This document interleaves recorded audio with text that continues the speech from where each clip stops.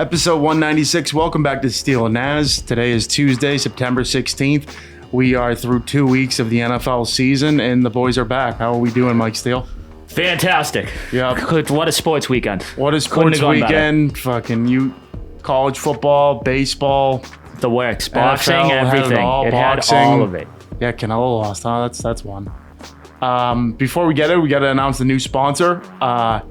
We have a couple down the list here. Really like getting the, South Shore Quincy community in the picture here. And this has been a staple in the heart of Quincy for a long time. I know my family has been, big on this place the whole time. Fowl House Cafe, located at 1049 Hancock Street, Quincy, Massachusetts. Breaking news, new Steele Nazz sponsor. How to explain it? Just it's a neighborhood pub. I think that great menu, elite top place to bottom. To catch a game. Elite place. Yeah, it's TV screens everywhere. You could literally get whatever you want there. I'm not gonna get the Nutty Irishman, promos going until it gets a little colder where you actually need it. But they're coming. But yeah, they're coming. Go in there. I'm sure our friend of the program, John Lund's probably waitressing right now. Absolutely. Killer. What's my favorite dish there? I was going to say the next one, but, turkey club, cheeseburger club. Can't go wrong with anything on the menu. No, you can even throw in some jambalaya. That's chicken stir fry. That's a T-Naz go-to. I think I had like a 3-year stretch of the prime rib sandwich, like straight. Oh, yeah. With that au jus sauce or whatever. Yeah, fire. It's sensational. So get over there. My mouth's already watering. I hope to go in post-show. Yeah, hope to get there this weekend. Big shout out to their owner for hooking up the boys, helping us out, and really appreciate it. Tell them Steele Nazz sent you in there, and we'd love to get your feedback. A lot on the horizon tonight. We got the Pats 1-1 start. We've been kind of going bi-weekly, so we kind of skipped last week's Jazz, which was honestly for the best. Yeah, right. Didn't miss much. Our biggest takeaways from the first 2 weeks, followed by, Aaron Rodgers coming to town with the big bad Pittsburgh Steelers this weekend. We'll give you our take on that. We're gonna spin around with 5 NFL questions presented by the law offices of Patrick J. Foley, really just to mix in with our programming of, what went around the NFL. And then big Yankees Red Sox series last weekend, capped by a Red Sox victory, but Yankees took 2 or 3. I think they're a game ahead right now in the wild card, but it's a game. Things seem to be sizzling. Blue Jays are kind of running away with the AL East. So many injuries for the Red Sox. Can they survive? Can they get there? We'll give you the top to bottom. We got a college football roundup as University of Miami. Out of the history of the podcast, I don't think they've started off hotter. All about the U. Yeah, obviously. Can argue last year, but Notre Dame's a good win. USF, everyone was like, I get it was like a 14-point spread, but they beat the brakes off an undefeated team who just beat Florida. Yeah. We'll get into it. Georgia wins an instant classic over Tennessee. Notre Dame loses again. Bill Belichick standing with an over 500 record. Don't look who they play the last 2 games, but let's get it started. So 1-1, the New England Patriots. I'll start with a little bit of the first week where, things didn't go well on every phase of the game. I feel like they got really outplayed in the second half. They got outcoached. They got outmanned. Their quarterback didn't play well. Their special teams was atrocious, missing kicks. The punts were bad. What did you think, Steele, at least of the first week? We got to kind of hop into that before we talk. Well, the first week, that was just fun. Like, that's a week 1 game. Yeah. That's what a team with a new coach, young quarterback, a bunch of new players, that's what you look like week 1. Yeah, what are you going to expect? I don't know. I don't really expect too much from their defense this year, but you can obviously look at the scores of each game and be like, oh, they definitely played better the first game than the second game because it was an all-out track meet in Miami last weekend, but they came out on top, 1-1. Electric game, honestly. It was fucking awesome. Yeah, it was fucking awesome. It was a hell of a watch. You want to get frisky. That's what the Patriots did. That was Drake May's call coming out party. You could say like the touchdown pass to Booty last year in his debut against Houston was like a coming out, but this was a game where it was like this is what his baseline should be. Coming in, not turning over the football. Situational football too. It wasn't like he was like nailing guys downfield. That was a beautiful pass to Stevenson. He made a great touchdown throw over to Booty, made him look good. But he read the defense really well. I think there was a third down play where he saw the linebackers were going back, rushes for the first down. Even the touchdown run was, off script. Just seems like he really has his head around it. Then again, they played Miami, who, going into that game, I don't think they held Indy off the board for any possession. And I think it went farther back than that. I think it was like last year they got a defensive stop on fucking and like not the last game. Like it was like a while. I mentioned Drake May. Who do you think? We'll put the Raiders game behind us because that they should have beat. Later in the year, I think they would get the Raiders. But who do you look at this Miami game having a big game? It was very good to see Stevenson bounce back. Fuck yeah. Some people ready to write him off, Trevion Henderson, stuff like that. And that's still like, I think Henderson's going to play a giant role, but Stevenson absolutely, instead of the fumble machine he has been, that was vintage Stevenson when he was our lead back without question. Just ground and Just pound. absolutely beating the shit out of people. Whether he caught it, whether it was from the backfield. He looked great. His only problem's been turning over the ball. He didn't happen to do that the other day. And we're talking about a duo here. How about the trio? Antonio Gibson with the game-winning, I get it, not running back there, but game-winning kick return after that, vicious punt return that you saw on the other end. I don't think that defined the game. I think a lot of it, you can say what you want about the defense letting up, 27 points, but they got the job done at the end of the day. I get it, changed it, stepped out of bounds, all that jazz, but Milton Williams coming in fourth down, getting that sack.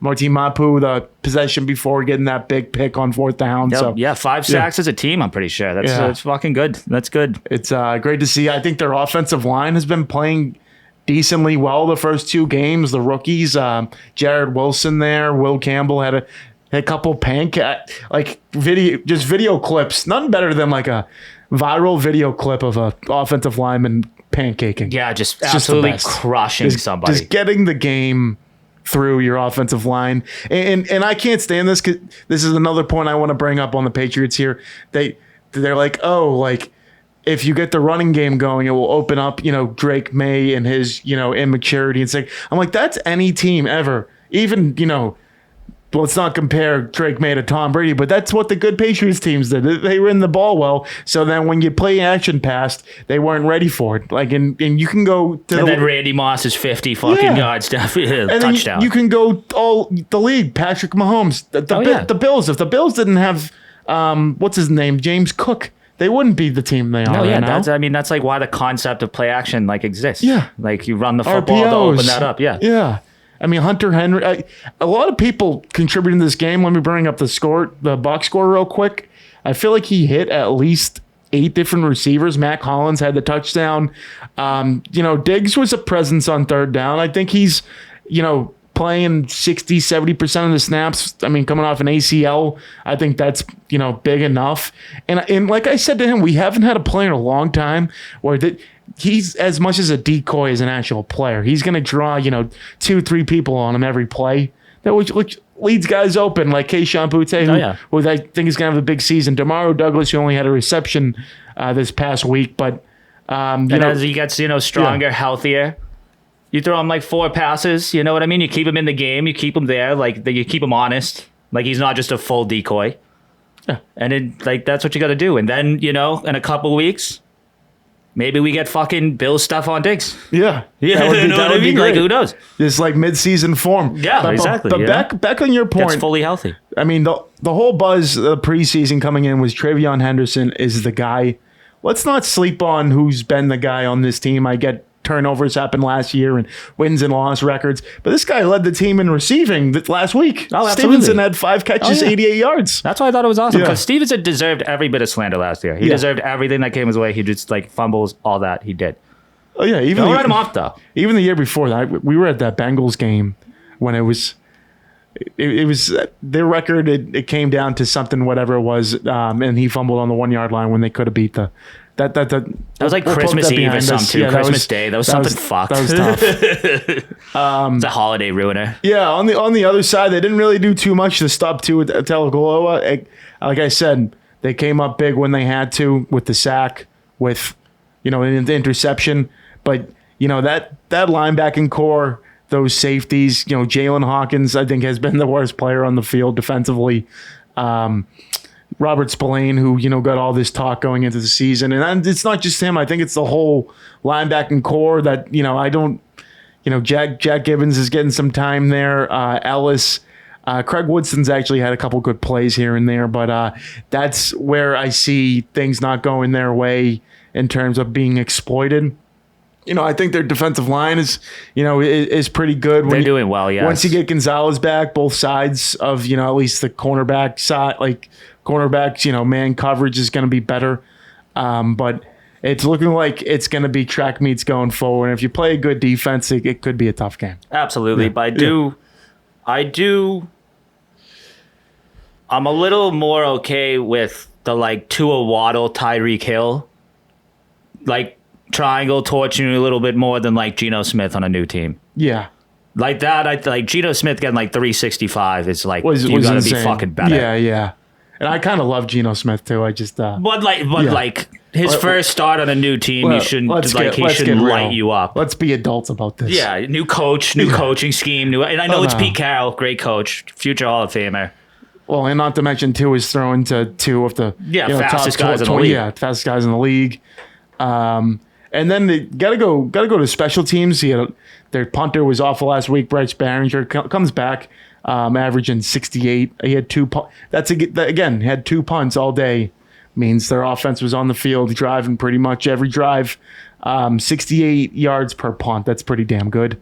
Their punt return sucked so much because it was one of those he just ran into the wall. Yeah, and then just got bumped and somehow spun out into open field, and it was just dude, are you fucking kidding me? Well, and then sometimes that can come back. If a punter punts it 70 yards, it's shit. Our guy isn't within 15 yards. This guy, he can just open up on the steam, hit top speed. And actually, that didn't even happen on that play. To your point, he kind of hit that wall and then he just spun back. Yeah, he just didn't go down and stayed up out of it. Gibson ran just fucking borderline straight through just straight shot, which is I think it was the second time in history that's ever happened, NFL history or something like that. Wow. The punt return TD and then the next kickoff was taken to the house. It was one hand. I forget. Talk if it was about two a turn or of three. events though. You're oh my god, they started the game. I think it was 15-0, and 20 straight points from Miami. And then you bounce back. You find.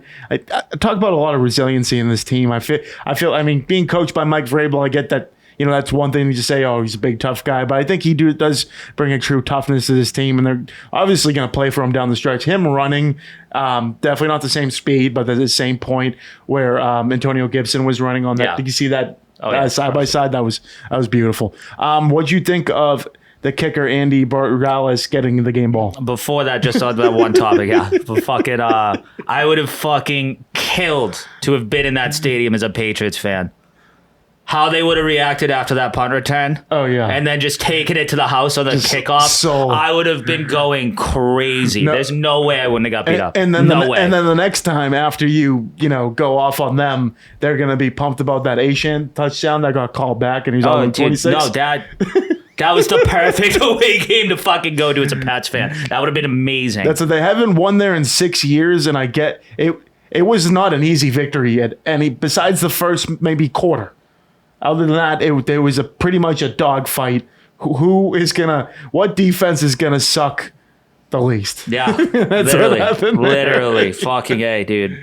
But Andy, they gave out a bunch of game balls, which I respect because it's the first one they've had this year under the head coach. Obviously, Kraft came in, did his whole thing with Vrabel.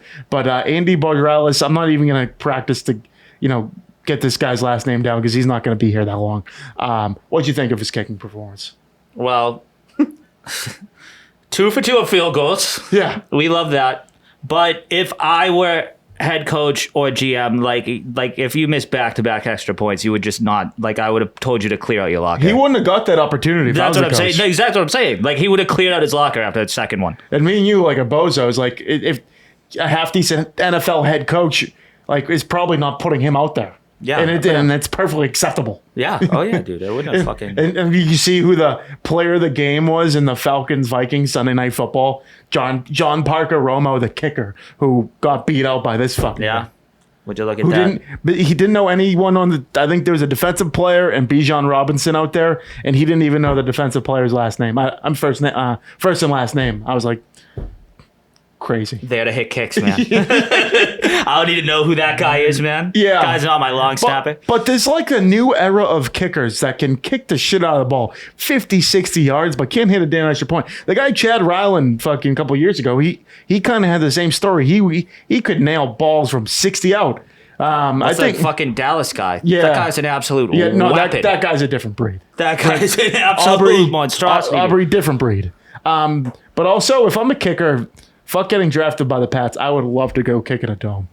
Oh yeah, You need to go kick it everything changes if you're a kicker. You don't want to, dude. Miami, some shit like that, dude. You don't want to play in fucking New England. No. Like, dude, Adam Vinatieri. You see all those pictures? Like, he's obviously a fucking legend. But like, you're not him. Yeah. You don't want to do that, and dude. at some point, he went in the dome. Like, Exactly. he Yeah, got- no. Wait, yeah. he retreated right to fucking Indy. Yeah. No, Chad Ryland is the kicker for Arizona now. That's a dome. He will never leave there. No. Yeah. Why would you? So this weekend, Aaron Rodgers coming to town. They're 1-1, coming off a tough loss to the Seattle Seahawks. I think he threw a pick at the end of the game that kind of, turned things for the Steelers, and I think they won by double digits out of the Seahawks. But they won a shootout in Week 1 against the Jets. That's how I feel like this game's gonna play. The same way it played out in Week 1 against the Jets. I feel like the Steelers had the reverse of like exactly what happened with us. Like they won their like close shootout, and then a kind of team they probably kind of should have beat. They lost. Kind of like beat them by double digits. Like I feel like we're kind of in the same boat. I think the Jets stink though, so like taking anything, and I think Miami stinks too. Obviously, the offensive weapons aren't anything to sleep on, but like let's call it spade a spade. Like the Miami defense is trash. Everyone on the Miami Dolphins, like that you wouldn't buy like a jersey of, like you can just easily replace. It isn't that good. No, the Jabril Peppers revenge game. He's playing safety for them, and then I just saw breaking news before getting in here. Juwan Bentley, former New England Patriots, signed to the Steelers practice squad. Will he be elevated by a game day? Really? Who knows? So they're going like full Raiders and just taking all of our players? Yeah. I mean, we could use Juwan Bentley at this point. Fuck, I don't even know. Like, clearly there's something wrong with Pepper's attitude because I love him here still. Guy's a dog. Oh, yeah, no, that one was shocking. That sucked. Yeah. That's got to be something like in building or something. Has to be. I mean, obviously the Patriots have been asked the last 2 seasons, but I think they've won like 1 or 2 games at home.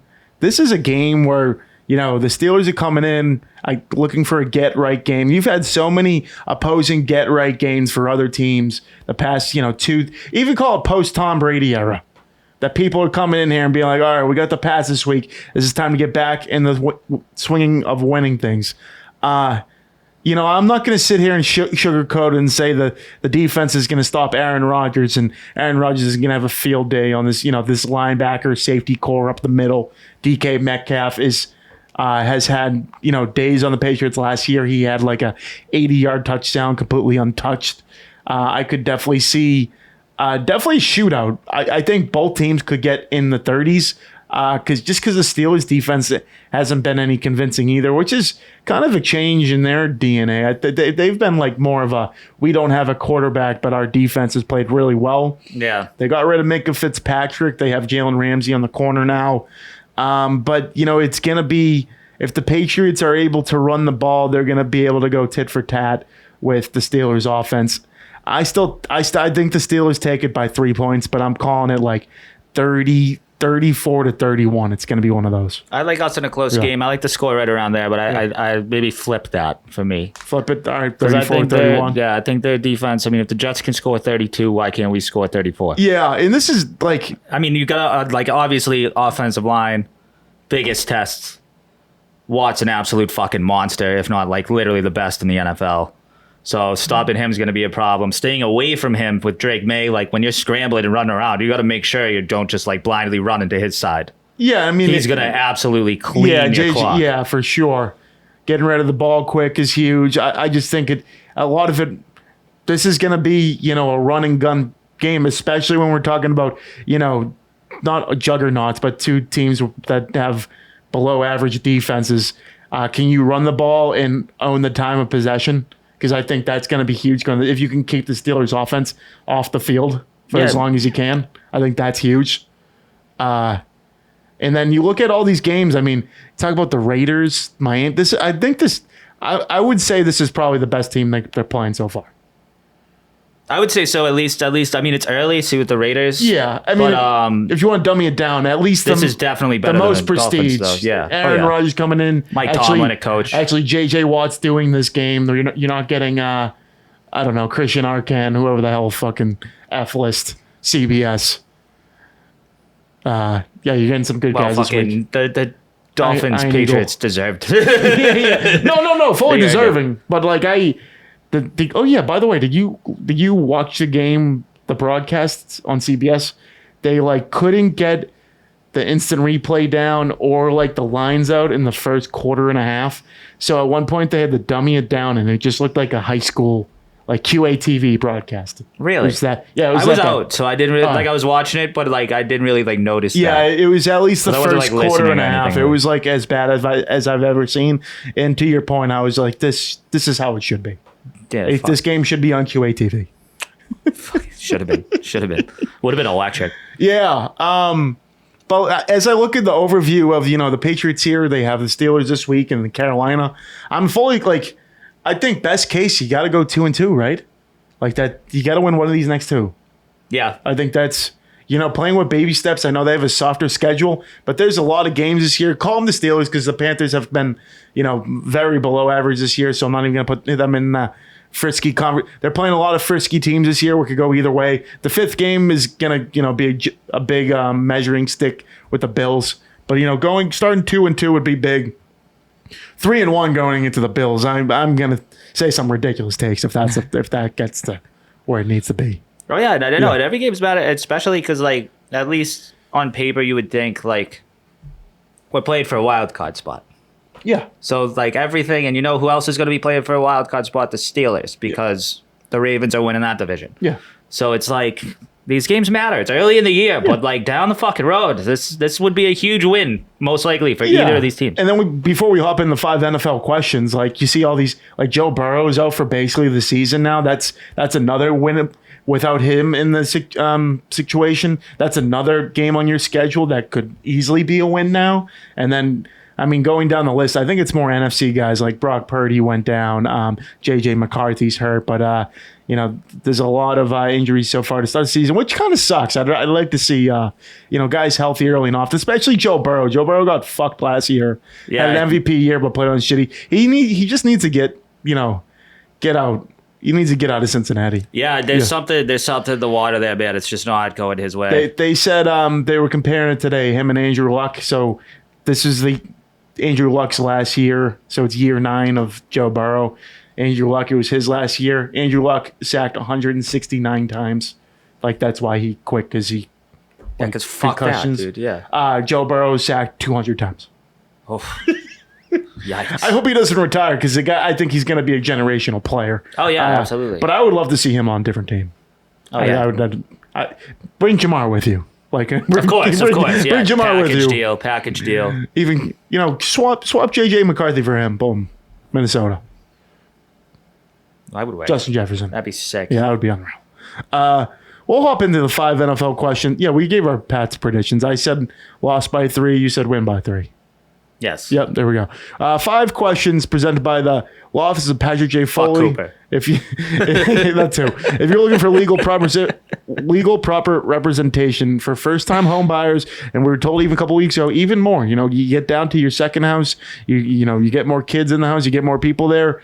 Hit up Patrick J. Foley for the legal side of it. He's got you located at 265 Willard Street in Quincy, Massachusetts.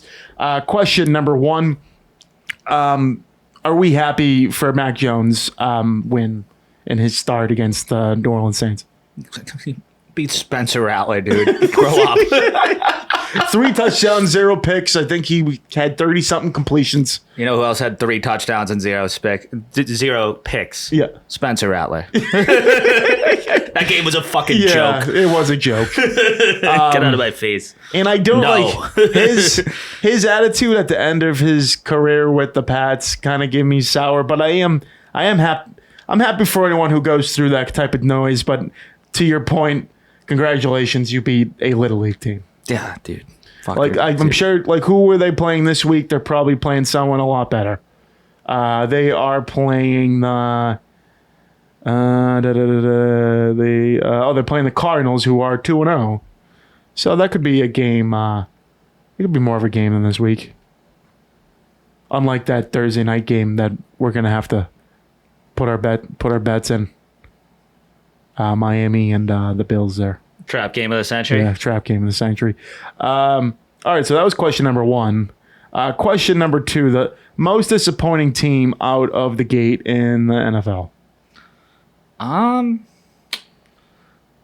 Based on like projections, I mean, it's got to be the Chiefs 0-2. Yeah, But they're obviously going to be it in the end. So I think it's the Dolphins. Dolphins, just because their expectations were to suck, and they really suck. Really, really suck. Like I don't think they'd think they'd be this bad. That's true. Like he should be fired like maybe week 6. Yeah. And I think that's like a lot earlier than like than like normal coach should. Yeah, like that team's crumbling. I'm going to go on the other end. Brand new head coach, and don't get me wrong, probably one of the toughest divisions in football. But the Bears starting 0-2 and getting shellacked by not just losing, getting 50 burgered to the Lions, and then you kind of threw up a dud on, was that Sunday Night Football, to the Vikings. So that's another disappointing team. Yeah, but that's a bad. That was a bad team that he took over, man. Yeah, like, that was a bad. Fucking but you had the franchise. number 1 pick from last year. I get that. You know, you have bodies. You improve your offensive line.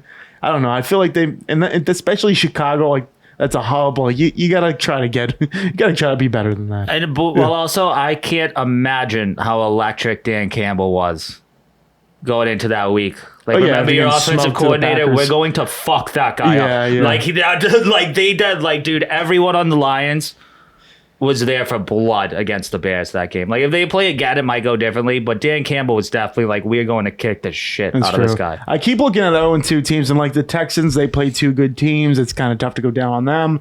Like, who they play? They played the Bucks last night. They played the Rams week 1. Those are 2 potential playoff teams. And then if you really want to look at the suck of the suck, I did mention them a couple minutes ago. The Carolina Panthers look like they haven't really skipped a beat from, being the laughing stock of the league last season. So yeah, those last few weeks where Bryce Young looked good, he doesn't. He doesn't anymore. Maybe it was garbage time, but he was third. I mean, we're just looking at his 35 for 55, 328, 3 TD passes. Garbage time. Garbage time. Yeah, QBR of 90. If you throw 3 touchdown passes and you have nothing over 100, then yeah, it's probably not that good. Question number 3: teams on the rise that have been overachieving and you are impressed with.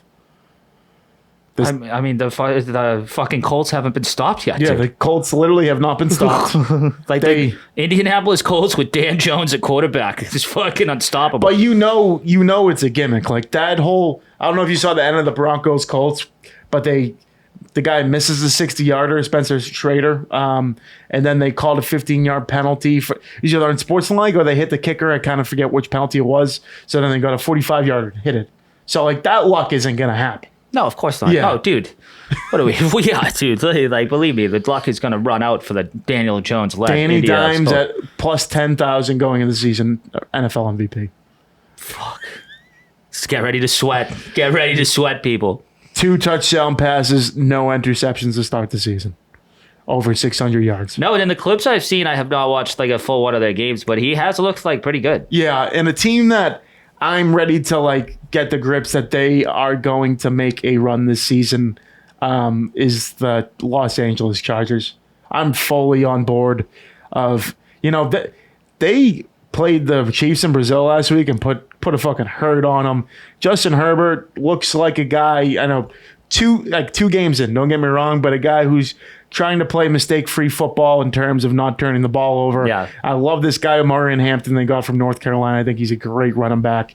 And then Keenan Allen, you finally get a guy, back you're back with him. You get some chemistry. I think he already has 2 touchdown passes, catches. I don't think he had all that last season. Yeah, no, absolutely. And I mean, everyone, I think everyone knew Herbert had the talent, but just threw that pick or something, made the mistake that cost the game. Or his coach made a terrible fucking mistake that blew it and they lost the game. But he's always had a rocket arm. He's always has a cannon. Yeah, and I think you have good coach and Jim Harbaugh there. Much better than that other idiot they had. Much better. And their defense is much better. I was watching the game last night. I was just he's got to be close to 10 years in the league. At what point are we starting to consider that dude Derwin James to get in the Hall of Fame? Because that guy is a beast.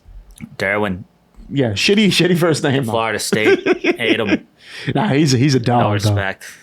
And then he's very good. And then, pulled out a big win the other night. We were texting on the way here. Magic Mike couldn't make it, but his Buccaneers, dude, Baker Mayfield with a game on the line delivers a touchdown with under 5 seconds left, and you could tell they have good coaching. You know why? Because I watched that last drive, and they wouldn't call. They had 3 timeouts left. Wouldn't call the timeout because they didn't want to give the Texans any time to try to kick a field goal. Yeah, they literally got it down to 3 seconds. I think they ran it in. And then they kicked the ball off, and the game was over. Oh yeah, I mean, them as constructed, they're not good enough to really go far, I think, but they're they're in the playoffs already. That fucking division. Oh for sure. You know what I mean? That's what they just grind. They're the most automatic team in the playoffs already because of the rest of that division. I mean, they're a class above them. But without Chris Godwin, this guy Emeka Ibuka, the guy from Ohio State, he's been wonderful. He's a great player. Yeah, had him on anytime touchdown last night. He was fantastic. Ryan Miller, he scored last night. What is the next question I had up? Oh, pick of the week. All right, so I kind of fit this into these questions. Okay, let's go down the list here. Personally, this isn't going to be the Drifters. Shout out Drifters. I'm 2-0 on the Sunday NFL Drifters picks. Maybe Steele will have to get the Follow House college pick over the week going. Love it. Love it. I'm gonna stay tight here. Could be a close game at 4:05. I'm going to ride the Chargers at 2.5 against the Broncos. I think they're a much more talented football team. I think Bo Nix is very overrated. What the Chargers have shown me all, these last 2 weeks, that they're meant for these times, especially a home game. I'm favoring them at least 3 points at home. All right. Yep. I like the Cowboys. Dogs on the road versus the Bears. Dogs on the road against the Bears. They showed a lot of resilience. That game could come down to a field goal. That Cowboys kick is amazing. I mean, that Giants-Cowboys game was nuts. That was the game that came on after the Patriots game where I was. And it was literally just showing bits and pieces of the fourth. There was 5 lead changes in the fourth alone. No, that game was wild. They finally got someone in New York who can actually kind of throw the ball, which is a dying Russell Wilson. But that guy Wendell Robinson was great. Obviously, Malik Neighbors, I think he's already a top 10 talent in the league. Absolutely. LSU. Them scoring points could definitely at least go back on the Cowboys here.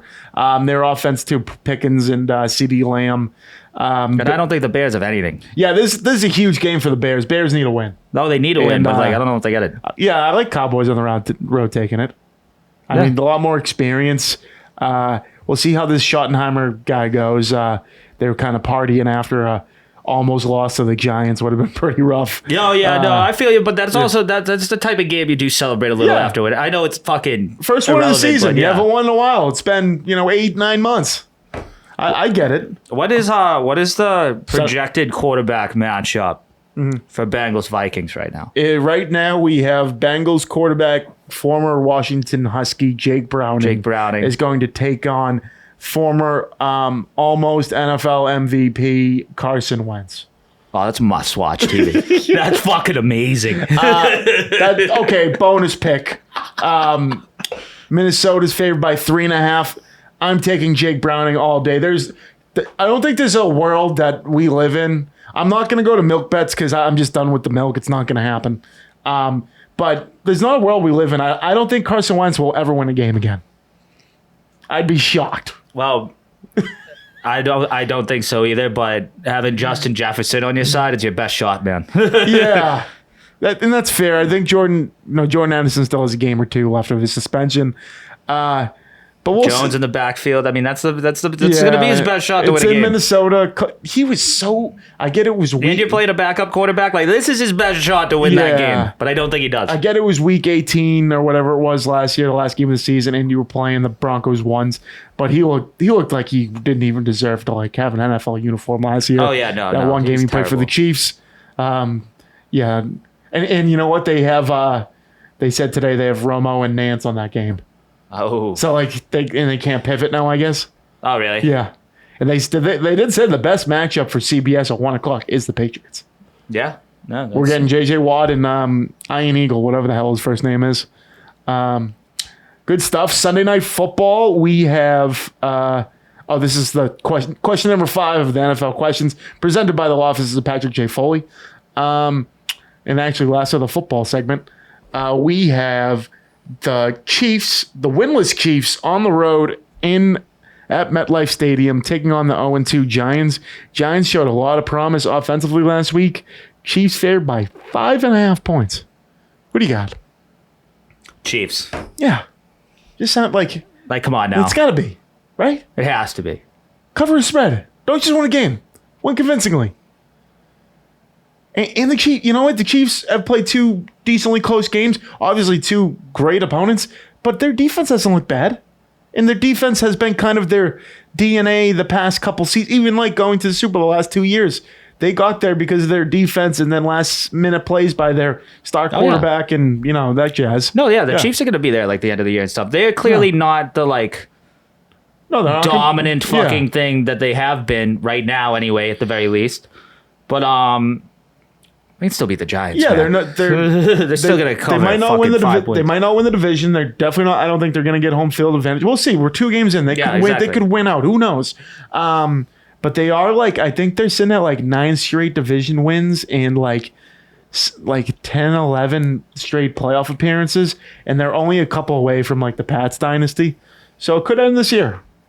We'll see. It could. Both got Chiefs there, and then Monday night we actually got an absolute matchup here. The Ravens are hosting the Detroit Lions. Baltimore's favored by 4.5 points. Baltimore put the hurt kind of on the Browns this week. Divisional matchup, obviously choked against the Bills in the fourth quarter there of is that Sunday Night Football? Yes, week 1. Week 1. Both two teams looking hungry. 52.5 is the over-under. I would take the over in this game all day. Just 2 offensive juggernauts. But at the end of the day, I think the Ravens are going to move into a class, not of their own, but with the Buffalo Bills. I think at the end, I'm personally taking the Ravens at 4.5 here. I just think they're so quick on offense, and they can slow it down on you with Derrick Henry. Like I said, in the Patriots fashion of them, time of possession, taking care of the football. I think they do a lot more things right than a lot of other teams, and that's including the Lions here on Monday night. I like the Lions plus 4.5. Ooh, okay. I like them plus the points. I do think the Ravens will pull off the close victory, but I think this game is going to be very close. I think it's going to be high scoring. I think both offenses are locked in. Both teams have strong defenses. You have just talent across the board at fucking all levels on each team. But I do think Lamar Jackson gives you the edge, and I do think they pull it out on a last-minute drive and win by a field goal. Yeah, I just dummy it down and who's going to make more mistakes in a game? And look, when you look at the game at face value, Jared Goff and Lamar Jackson. I mean, Jared Goff has played some great football these last couple of years, but when it comes down to big games, he hasn't really showed up. Obviously, showed up last week against the Bears, but the Packers. I mean, we haven't even talked about the Packers yet, who's probably been the most impressive team in the NFL. So they took it to the Lions. How many Super Bowls has Lamar Jackson been in? 0. How many has Jared Goff been in? 0. 1. But that was a long time ago. Yeah, it's probably on the second best team. And it was rigged. That was not pass interference. No, it was not. So touche. That's our football segment. Before we get into the baseball and college football round of it, I just want to throw out our other sponsor here. Not other, but they're all priorities. Drifter's Kitchen and Bar, located at 1464 Hancock Street in the heart of Quincy Center. If you're looking for, proper dining, went there a couple weeks ago for an open bar birthday party. Kind of got after it. It was a great time. Nice. Espresso martinis they had a great spread of pizzas, kale Caesars, which are to die for, oysters on oysters for days. You want something different? That. I heard the next day. I heard Sunday NFL Week 1. The people were getting after it in there, and that's what I love to see. I know Drifter's Kitchen and Bar, Fowler House Cafe, all friends of ours.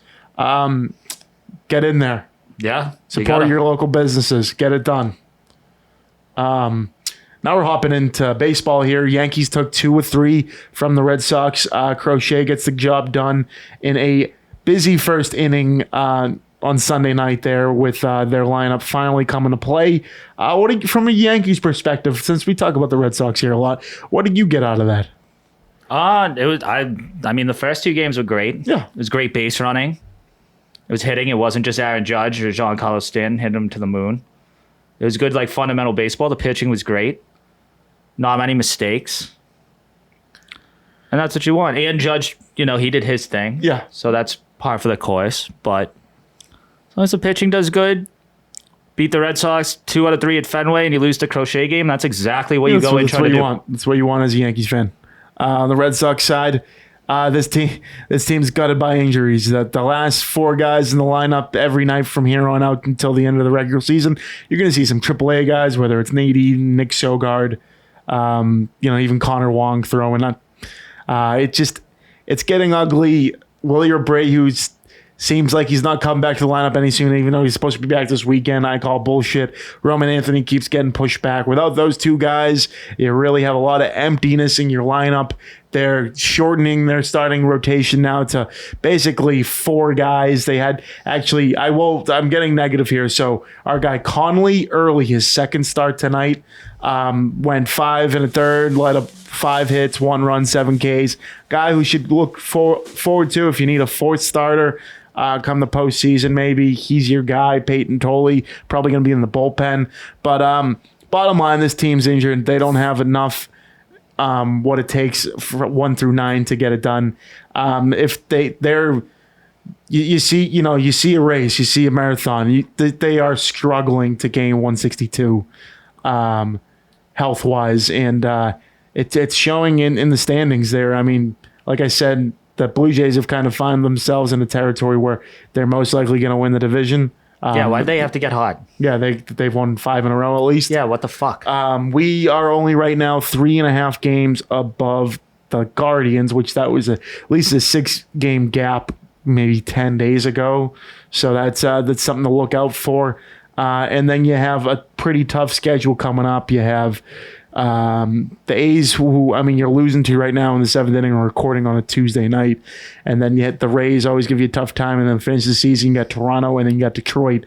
So definitely could be tough for the making, but it's looking like it could be possibly Red Sox Yankees first round wildcard matchup. It does look like that. The Astros are right there though, a half game out, so you never know what can happen.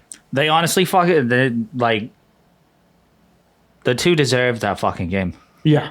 They literally dude, the past I think the Yankees were first half of the year probably post All-Star break, they're just the same fucking thing. Yeah, just 500 ball. Yeah. 500 ball. They absolutely deserve that one game. And the Red Sox got hot right before the All-Star break, and then 10 games after the All-Star break they got hotter, and now they've just kind of played even keel baseball. And the Astros just won't fucking die, so they're probably gonna fucking yeah. No, at this point I was oh, maybe division. But we should try to get where the Yankees are right now and host a wild card. Now they're just hanging on. Now it's just let's make the playoffs. I think that's a point where I'm at as a Red Sox fan. It's sitting at obviously everyone's probabilities. We're sitting at 91.5 to make the playoffs. That's going down by a percentage every single day, and it's kind of freaking me out. Yeah, it is one of those races that's It's literally just day by day. Well, no, you get the extra wild card now, and all these teams are even you look in the other side, like the Giants, Reds, and D-backs are all within 2 games out of the playoffs. They're all sitting at 75 and 75. Like that's how baseball goes nowadays. Like, and I kind of like that aspect. But if you're on that side of it where you play pretty good all year, you're sitting at 14 games over, but someone's kind of leaning on you. You have a bad 2 weeks to end the season. Never know what can happen. No, it sucks to be in those, but like highly support like them existing because it's just like several extra game 7s. Yeah, it's electric when it's like, dude, if it was like for me as the Yankees fan, like if it ended up being Astros Red Sox, that would be fucking amazing. Yeah, because one's going down. One's going down. That would be beautiful. I will say going into the season, so this is another positive. Going into the season, I would say the strength of the Red Sox is their lineup. 1 through 9. Now going into the postseason, I would say their strength could be their pitching because you only play 3 games in a wild card. You got basically guys who they're throwing in they basically have a 3-man rotation with a start guy. So you're going to have Crochet, Giolito, and Bayo. And then basically in the playoffs, you only throw your studs. You even throw Peyton Tolley, the guy Conley early, who's pitching tonight. You can even get them out of the pen. You don't have to have, even though I love myself some Bernardino, but like all these guys who have like come 5th in, or 6th Justin if something goes wrong. Slayton, sit them on the backside. Don't even get me started with, I don't even remember his name now because that guy sucks that bad.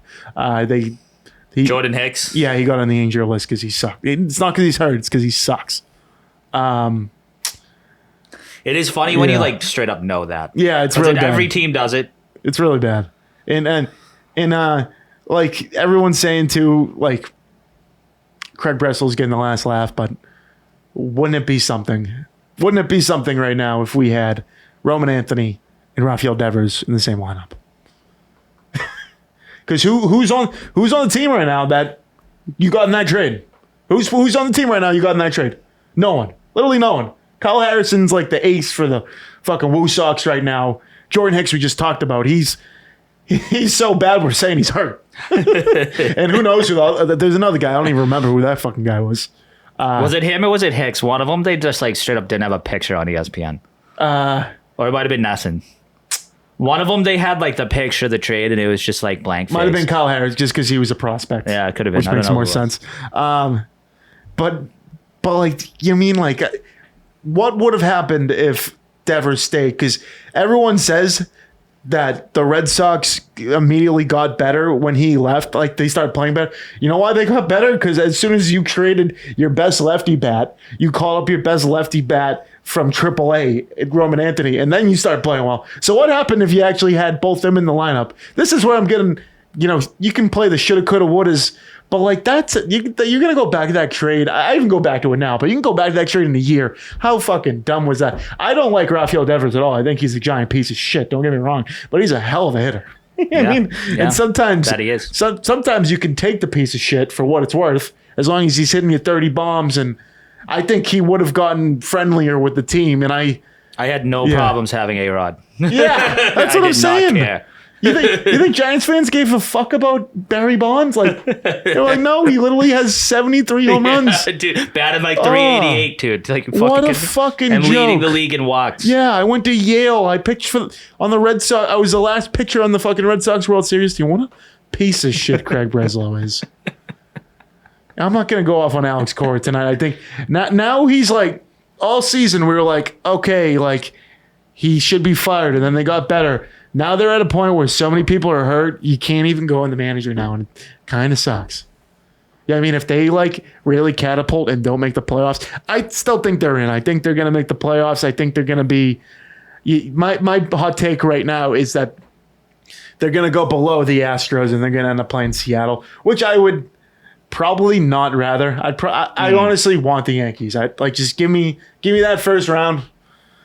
It was basically that paintball scenario when all you guys were sitting out and you guys told me to run. Just get me now, or I win. So like, I didn't win, but I'm saying the Red Sox wise, get me to the Yankees to either put me to bed or put me all the way to the top. Because if they beat the Yankees, you're gonna have a lot of adrenaline going, a lot of adrenaline. And we've had their number this year. I mean, they took 2 or 3 of us from us over the weekend, but I mean, I guess you're only as good as your last game. So Correct. yep.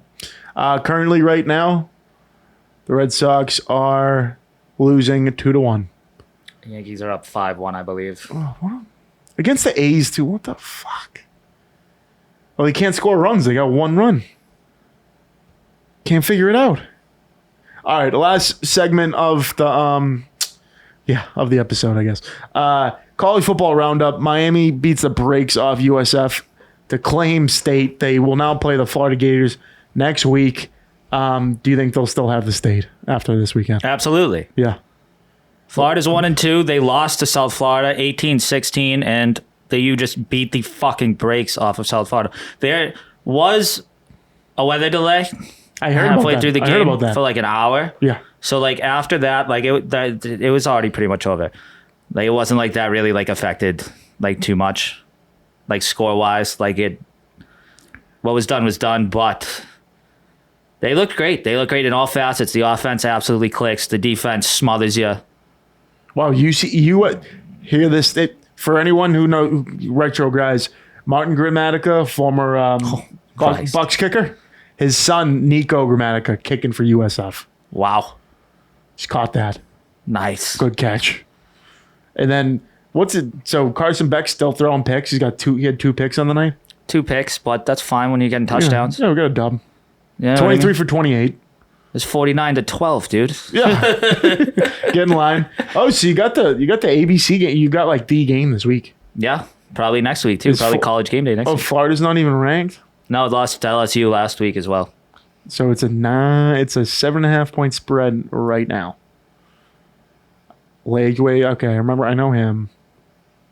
Yeah, so the next game is going to be next week. I'm feeling good. Florida, I think their first game, their win is the only time they've scored over 20 points. Their offense is not clicking. So to quote the great Conor McGregor, are you not looking past the Gators, but you're looking through them towards the Seminoles? No. We're gonna kick the shit out of the Florida Gators and then kick the shit out of Florida. I would have liked it if you flexed on them like that. No. You gotta That's fair. You see them doing all their chomp shit. Yeah. I hate that chomp almost as much as I hate the Florida State. Like you gotta kick the shit out of them first. Oh, was that LSU last week? Was it at LSU? Yeah.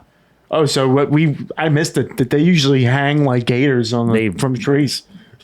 The night game? Yeah. This whole family's of gators up there, man. They Jesus. weren't fucking around. No, but it was like last week, other than that, I mean, it was an absolutely electric weekend of college football. Yeah, I didn't catch the game, but I heard that Tennessee was an instant classic. Absolutely. We were watching it. It was back and forth. Tennessee up there. They come down the field. I think it was a 43-yard kick with time expiring. Oh. I'm watching it with a few people, and I'm like, dude, this is Tennessee. Like, I have no money involved. I'm not even trying to do a reverse jinx. I was like, there isn't a fucking chance this guy hits this. No, and he missed I it. was like, this is Tennessee versus Georgia. Dude, he kicked it off screen. It was so fucking, dude. I was geeking laughing. I was like, are you fucking kidding me? And then at that point, obviously, like, if you need to, like, predict how overtime's going to go in that game, like, Georgia won. Like, that kick went that way. And Georgia won the game, like, technically. Like, that game was over. That's brutal. Notre Dame, terrible loss. Yep. Absolute heartbreaker. Potential season ender. 2 losses. Yeah. Expanded playoffs. So, but you got to win out, and you got to win some big ones convincingly if you want to get in there. They're not winning now. No, they're off to a tough start. Yeah. Not looking good for Notre Dame. The local flavor, BC goes down to 1-2, loses at ACC opponent Stanford. Across the country. See, that's a trap game. Yeah, that's a huge trap game. That's a huge trap game. Your conference game is 3,000 miles away. What was the spread? I would have loved it. Were they favorites? I have no idea. They were. Game was on They my were radar. 2-score favorites. Really? What the fuck? Wait, Stanford was? No, BC was. Oh. And they lost by 10. All right. Well, that's Vegas' fault for that. That's on us. We got to find that. BC shouldn't have been 14-point fucking favorites. No, That's in crazy. any game. In any fucking game. Wow, that is a fun dude. Stanford plus 14 was like the biggest layup of the weekend. Yeah, I don't know. Didn't even see it. I don't know how BC we games. missed that. That was on us. I did write Belichick on this, so he did get another win. 41-6 this time, beaten on the Richmond Spiders. I was talking about this with someone a couple weeks ago. Just that's a tough mascot. Spiders. Intimidating. We're gonna get you. You know. People fear spiders, man. No, I'm terrified of spiders. Don't get me wrong, but mascot. Also, I think the last 2 weeks, worst teams Bill Belichick's ever coached against.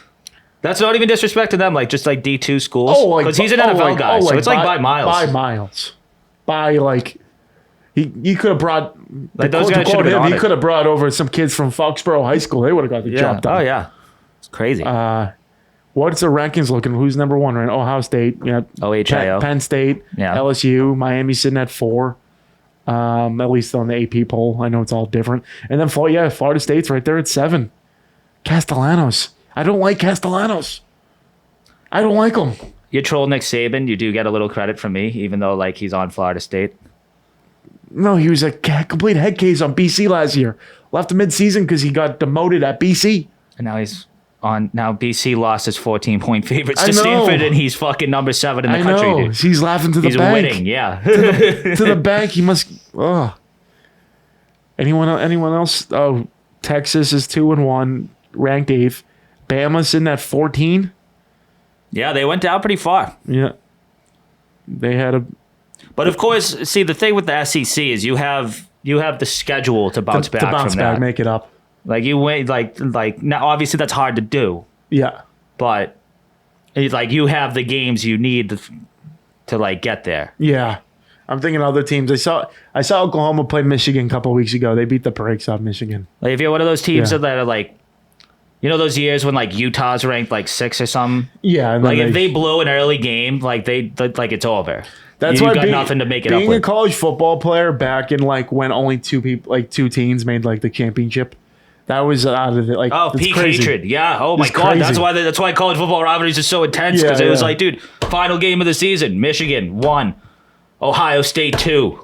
Like, you know what I mean? And like loser is not in that fucking championship. You're not gonna replay the game. Exactly. Yeah. Like it's over. What year was that? Was that Tebow year? I'm trying to remember what year that was when it was literally Michigan 1. It was one of them was 1, one of them was 2. Probably 2008 because that would have been. Ohio State wins. They played Florida and Florida won. Because that was like Mike Hart out of Michigan. Shout out him. He was awesome. Oh yeah, he was a beast. Chad Henne. Fuck that. But Henne. Mario Manningham. Fuck him too though. Yes. All right, we'll wrap it up here. Episode 196. What you got? Shout out Bud Crawford taking down Canelo. Oh, okay. And boxing fight of the year. It was fucking amazing. Yeah, how'd it go? It was an extremely close fight. He was just Canelo was doing his thing where he walks you down like the entire fight. Yeah, that's how boxing. And Bud Crawford just too fucking quick, man. And he was getting in there and exchanging with him. And this dude was a dude who started at 135. They just fought at 168. Oh, so he just got down real quick. Crawford moved up like 3 weight classes. Oh, he moved up to fight him 160. Oh, Jesus. So he was eating his fucking Wheaties. Oh yeah, and I mean it was amazing. I mean, there's one where he literally spins Canelo, like he hits him with a counter punch, and it's like slow motion, like going like this, and you can see Canelo be like, "Whoa, that just happened to me." It was very impressive. Bud Crawford might be the best I've seen post like Floyd. That's unreal. Good to hear. Some good boxing. Need that. Some good pub. Got you on Netflix if you want. No, because I haven't seen like a good UFC card in a while. Yeah. Oh, dude, that was a fight, man. That was a good one. That's sick. So sponsors, I think we threw everyone out there. Law office, Patrick J. Foley, looking for legal proper representation. Look no other than him. 265 Willow Street, Quincy, Mass. Drifter's Kitchen and Bar. Great spot in the heart of Quincy Center. Fowl House Cafe, a staple of Quincy, Massachusetts. Right down from Veterans Memorial Stadium if you're ever going in for a Free Jacks game or just before a high school football game. That's where it should start. That's where it should start or even end. But double headers are the best. Yeah. Before and after. Right. Get it going. All right, we'll see you next time. Episode 196 in the books. Yup. Peace. All about the U.